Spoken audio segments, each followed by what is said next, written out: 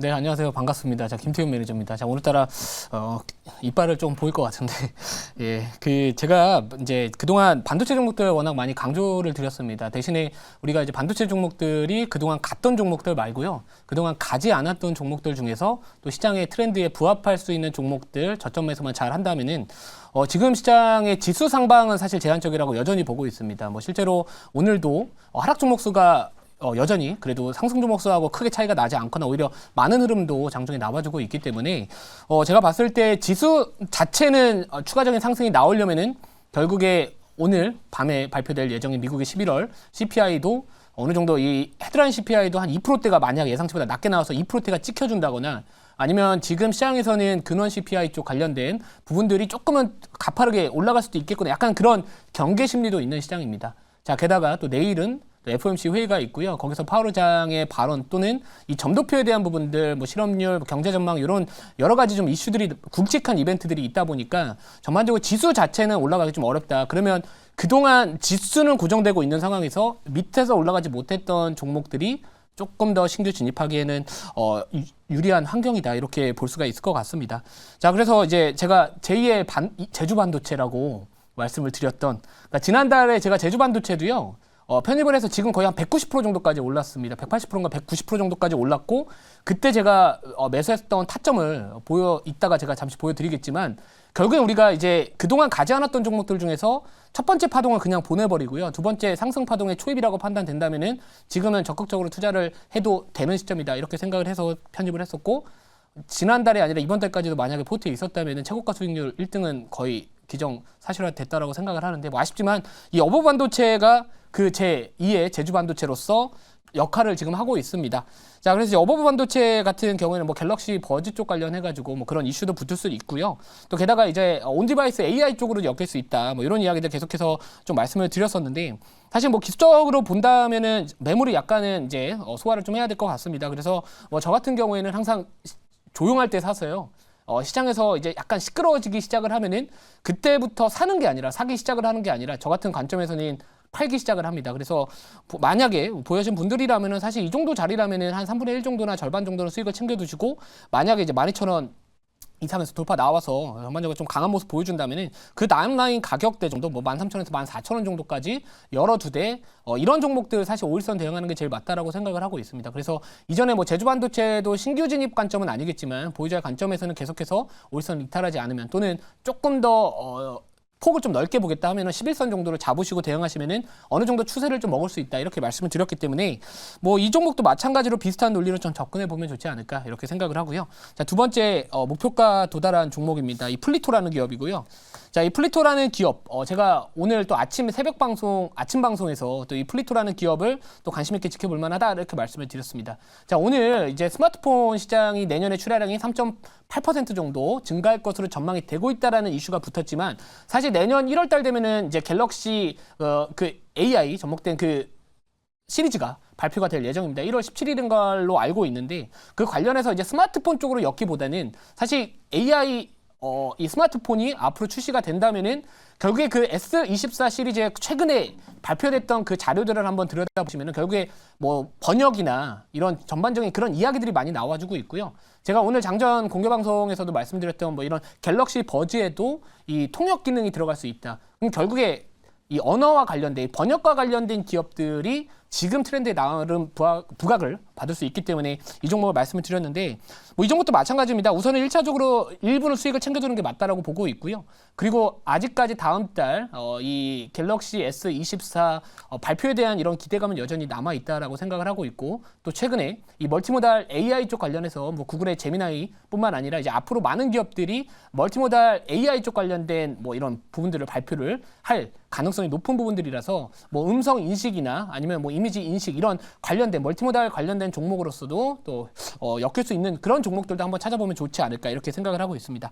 자, 그래서 이 종목도 마찬가지로 1차 목표가는 도달을 했고요. 2차 목표가 계속해서 도달하는지 37,500원 정도 도달하는지 한번 지켜보면 좋을 것 같고요. 자, 그리고 이제 어제 바로 전화로 제가 편입했었던 종목입니다. 말 그대로 의리가 있는 종목인데요. 하루 만에 의리를 지켰습니다. 하지만 이 두산 에너빌리티 1조 원대의 이 신한울 3, 4호기에 대한 이런 수주 이야기는 사실 그 매출 자체가 한 번에 반영이 되는 게 아니라 오랫동안 몇 년에 나눠가지고 반영이 되기 때문에 사실 그 규모에 대한 부분들은 우리가 너무 좀 기대치를 높게 평가해서는 안 된다 이런 생각을 하고 있고, 사실 동사 같은 경우에는 좀 재료가 많다 이렇게 말씀을 드렸습니다. 최근에 그동안 한전이 독점했었던 이런 송전망 건설에 대한 부분들이 민간 시장에 개방을 하겠다라고 해가지고 관련된 수혜주로서 부각을 받은 이력이 있기 때문에, 또 그리고 윤석열 대통령이 지금 네덜란드 방문을 해가지고 지금 당장은 그 ASML 쪽 방문 쪽에 관련된 이슈가 지금 집중이 되고 있는 상황이지만, 최근 이 네덜란드 어떤 장관, 무슨 장관인지 제가 사실 기억은 안 납니다만 어떤 장관이 이런 이야기를 했습니다. 우리나라하고 반도체와 원전을 협력을 같이 하고 싶다, 약간 이런 이야기들의 또 뉘앙스가 나왔기 때문에 뭐 단기적인 재료 자체는 아직까지 살아는 있지만 너무 이렇게 장대연봉이 달리면은 한 5위격을 좁혀가는 과정에서 좀 주목을 해야 될 것 같고요.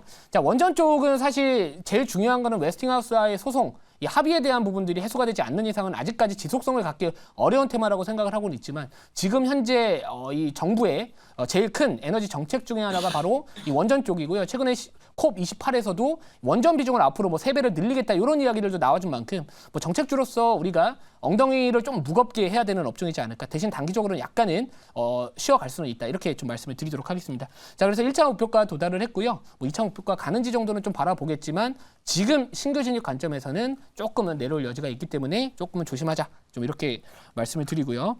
자, 그리고 뭐 이외에도 최근에 뭐 편입했던 종목들 중에서 뭐 MC넥스 같은 경우에도 이제 전장용 뭐 카메라 모듈 쪽 관련된 부분들, 오늘의 또 이 증권사 리포트가 또 나왔고요. 또 긍정적인 이야기들이 나와주면서 뭐 MC넥스도 지금 아직까지 1차 목표가 가지는 못했지만 지금 직전 고점 부근을 돌파를 시도를 하고 있습니다. 네, 뭐 그래서 이 종목도 충분히 직전 고점 정도는 돌파할 가능성이 높다, 이렇게 생각을 하고 있기 때문에 뭐 1차 목표가가 31,800원입니다. 31,800원 도달하는지 한번 지켜보도록 하겠습니다. 자, 그러면 이제 오늘 제가 편입할 종목인데, 사실 제가 그 이제 대본을 넘길 거 아닙니까? 그 두 종목을 찝었는데 두 개가 이미 다 날라갔습니다. 그 중에 하나가 SFA 반도체였는데 제가 5% 정도 올라갔었을 때 얘기를 했는데 20% 가서 이것도 못하고, 또 다른 종목이 있는데 이것도 급등해서 또 못하고, 그래서 또 다른 종목을 갖고 왔는데 이것도 지금 또 상승을 하고 있어가지고 좀 고민은 합니다만 그래도 편집은 하도록 하겠습니다. 자, 현재가부터 말씀을 드리도록 하겠습니다. 자, 종목명은 현재가는 24,150원이고요. 종목명은 오로스 테크놀로지입니다. 이 오로스 테크놀로지 제가 이전에 이제 공개 방송에서도 상당히 바닥 구간에서 좀 말씀을 한번 드렸던 종목이기도 한데요. 이 종목 같은 경우에는 오늘 기준으로 어제 약간 음봉이 나왔습니다. 근데 최근에 이 거래 한번 실리면서 약간의 거래가 급감한 음봉이 정도 나왔고요. 지금 전반적인 이 반도체 쪽에 대한 투심이 개선이 되고 있는 상황에서 동사 같은 경우에는 또 HBM 관련된 종목으로서 충분히 부각을 받을 수 있는 종목이다. 그래서 지금 보시면은 뭐 한미반도체나 뭐 한미반도체 이런 종목들 보면은 사실 못 갑니다. 예.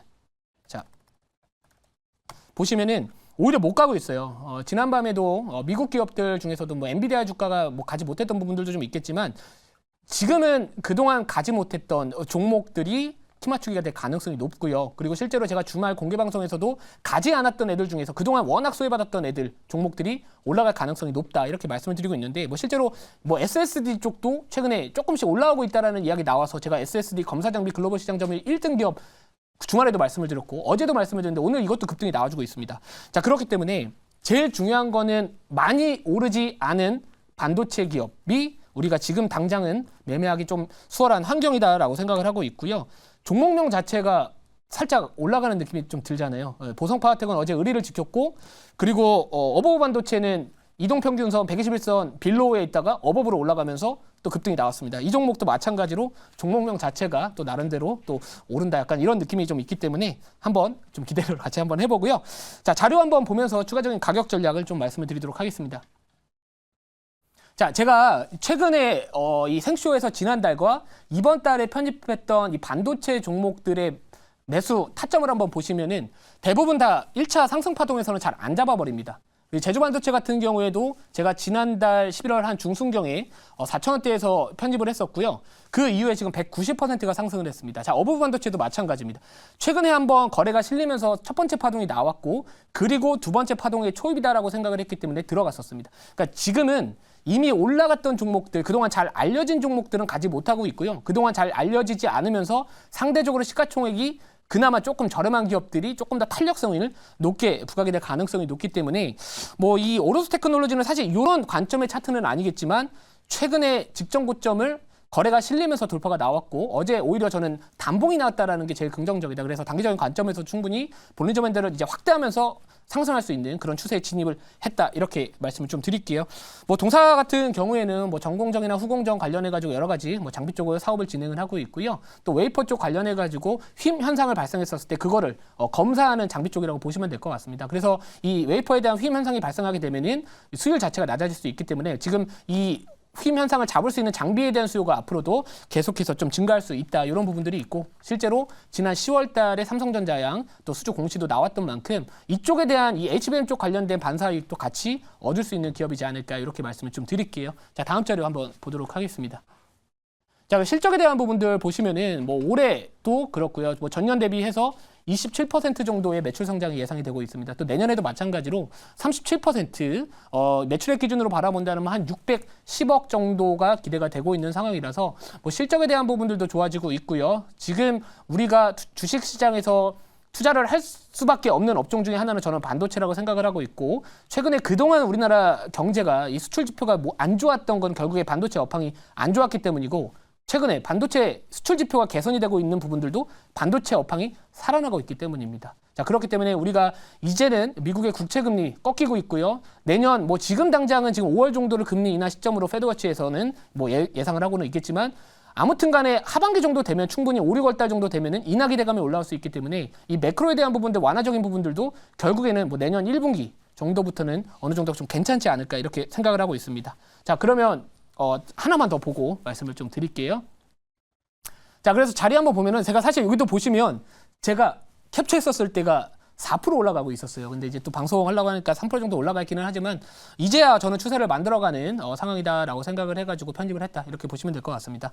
자, 그럼 질문 받아보고요. 1차 목표가, 2차 목표가, 손절가 말씀을 드릴게요. 네, 제가 질문해 보도록 하겠습니다. 일단 뭐 오로스 테크놀로지 같은 경우는 이제 웨이퍼 레벨 패키징 관련돼서 이제 검사 장비 업체인데 오늘 고용이 이제 3D 반도체 검사 장비 업체에 대한 부분들 또 온디바이스 AI 때문에 앞으로 이제 검사 장비의 수요는 증가할 것이라는 보고서가 나오면서 오늘 고용이 한 22% 올라가지고 있고 그 여파로 오늘 반도체 검사 장비 업체들이 일제히 좀 반등이 나주고 있는데 이 상승 탄력이 이제 계속해서 좀 이어질 수 있을 거라 보시는 건지 아니면 반도체 섹터에서 그동안 소외받았던 종목들 소부장 관련 종목들이 돌아가면서 좀 순환매가 돌 것인지 그렇게 어떻게 보시는지 그 점이 궁금합니다. 네, 그동안 많이 못 올라갔던 종목들이 갈 것 같고요. 네. 이미 많은 개인 투자자분들이 그동안 많이 좋아하셨던 종목들은 사실 뭐 한미반도체 이런 종목들이라서 그런 종목들은 옆으로 그냥 횡보만 하더라도 오히려 밑에 있는 종목들이 키 맞추기를 좀 올라가지 않을까 이런 생각을 좀 하고 있습니다. 시간적인 부분들이 좀 부족하다 보니까 추후에 제가 공개 방송이나 이런 데서 좀 다시 한번 말씀을 드릴게요.